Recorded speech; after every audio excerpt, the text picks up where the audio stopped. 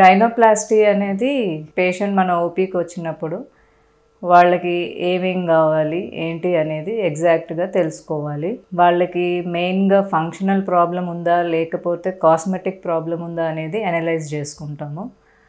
వాళ్ళతో డిస్కషన్ చేసిన తర్వాత మనకి ఎగ్జాక్ట్గా వాళ్ళ రిక్వైర్మెంట్స్ ఏంటి అనేది తెలుస్తుంది. దాని ప్రకారంగా ఆ పేషెంట్కి తగ్గట్టుగా పర్సనల్ ప్లాన్ అనేది డిజైన్ చేస్తాం. అందరి పేషెంట్స్కి ఒకేలాగా ప్రొసీజర్ అనేది ఉండదు.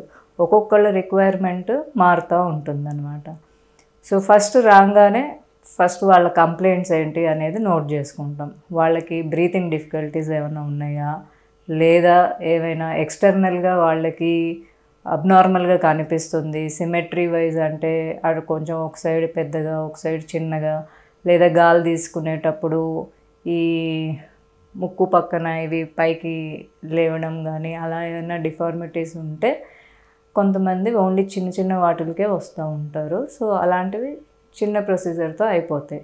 తర్వాత ఫోటోగ్రాఫ్స్ తీసుకుంటాం. చాలామంది ఫోటోగ్రాఫ్స్ తీసుకోవడం వల్ల అడ్వాంటేజ్ ఏంటి అంటే అన్ని రకాల యాంగిల్స్లో తీసుకుంటాం. ఫ్రంట్, ఆబ్లిక్, లేటరల్ వ్యూస్ తీసుకున్నాక వాళ్ళకి కూడా చూపించి ఎగ్జాక్ట్గా మీకు ఎక్కడ ప్రాబ్లం ఉంది ఏంటి, మీకు ఏమైనా అబ్నార్మాలిటీ కనిపిస్తుంది అవన్నీ కనుక్కున్న తర్వాత వాళ్ళకి ఆ ఫోటోగ్రాఫ్స్ని ఈ మధ్య కొన్ని యాప్స్ కూడా వచ్చాయి, అందులో పెట్టి వాళ్ళకి ఎలాంటి మోడిఫికేషన్ చేస్తే ఎలాంటి రిజల్ట్ వస్తుంది అనేది కూడా రఫ్గా చూపించగలుగుతాం.